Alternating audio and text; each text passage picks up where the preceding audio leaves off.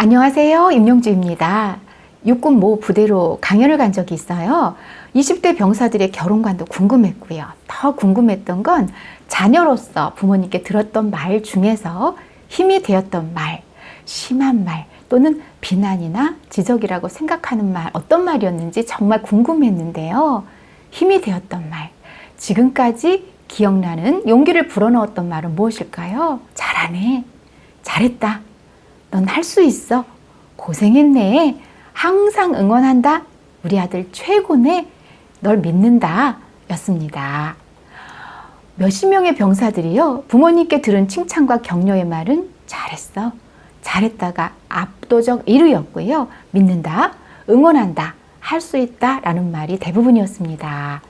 태어나 20년간 아들로 살면서 부모에게 들은 칭찬과 격려의 말을 쓰라는 요청에 진지한 표정으로 설문지에 작성하는 청춘들을 보면서요, 저 또한 부모로서 생각이 많았습니다.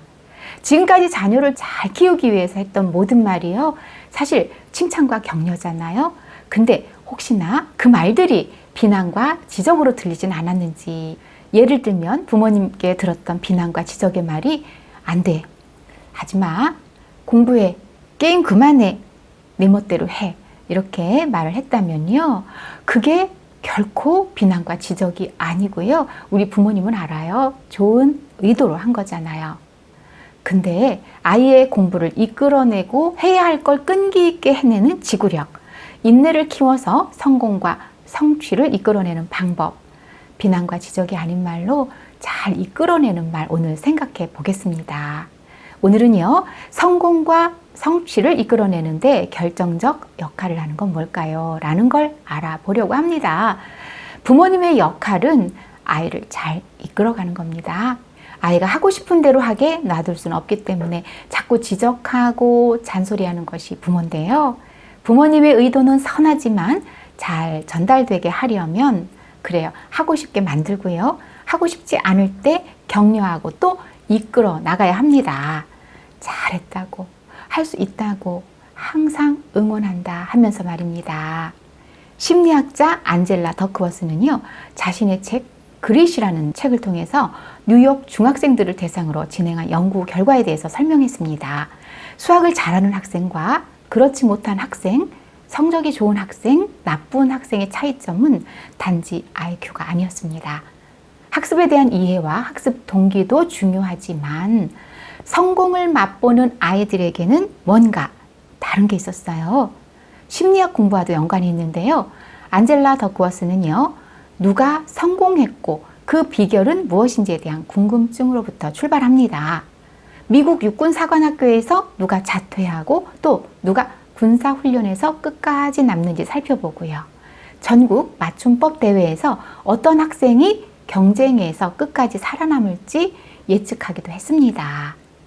문제학교 교사를 대상으로 한 연구에서는요, 계속 아이들을 가르칠 건가, 어떤 방법으로 가장 효율적인 학습 결과를 이끌어낼 것인지에 대해 고민하는 질문을 하고요, 지켜봤다고 하는데요.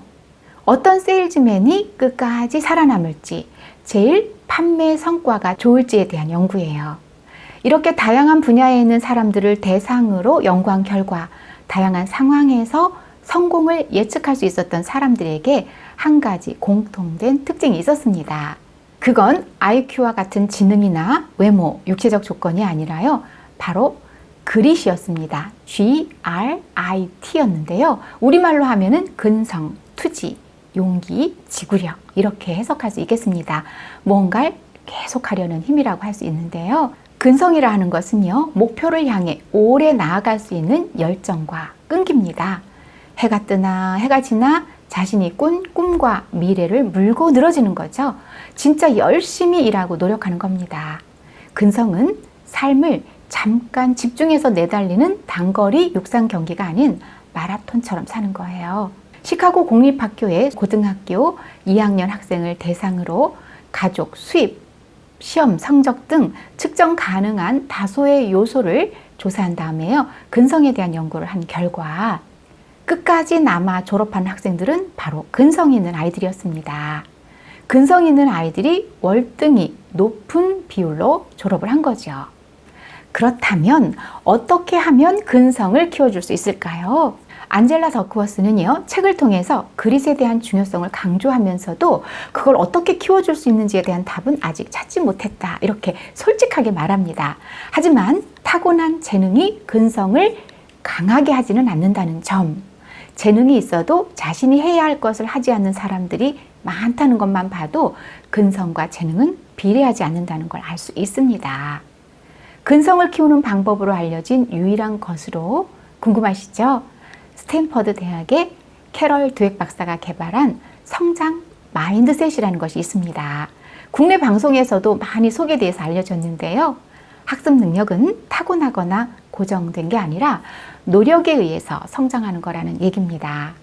아이가 스스로 난 바뀔 수 있어, 이렇게 믿는 것, 아이들의 뇌가 도전에 어떻게 반응하면서 변화하고 성장하는지, 성장 마인드셋을 가진 아이는요, 읽거나 배웠을 때 실패하더라도 더 끈기를 가지고 나아가는 성향을 보인다고 합니다.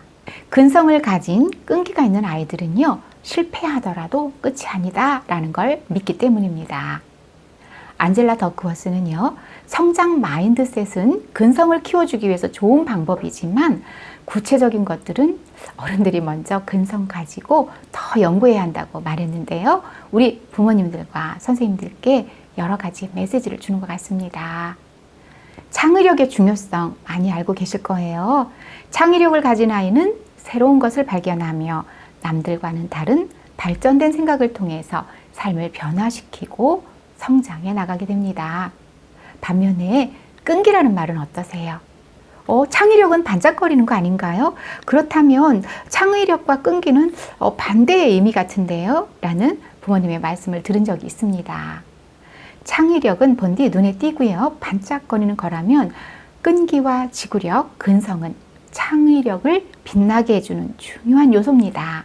정리해 볼까요? 아이를 성공한 사람으로 성장시키고 싶다면 이런 믿음을 주세요. 아까 군인 아저씨들한테 들었던 이야기하고 굉장히 유사합니다. 그래서 앞에 소개를 해드렸어요. 넌 할 수 있어. 꾸준히 노력한다면 그 결과는 좋을 수 있어. 실패도 할 수 있지. 그치만 지금 실패하더라도 끝이 아니야. 사랑하는 엄마 아빠가 나를 믿어주고요, 끝이 아니라고 말해준다면 아이는 뭔가 실패하더라도 좌절하지 않을 겁니다. 믿음의 힘에 따라 아이는 또 도전할 거고요, 반복하다 보면 결국은 목적한 바를 이뤄낼 거예요. 그게 바로 그릿, 또 그릿을 심어주는 믿음의 힘입니다. 부모님이 아이를 믿어줄 때 비로소 아이는 자기 자신을 믿게 됩니다. 실패도 괜찮다, 해낼 수 있다, 바뀔 수 있다는 그 믿음이 그릿이 되어서 우리 아이들을 성장시키고 성공의 지름길로 안내해 줄 겁니다. 감사합니다. 임영주였습니다.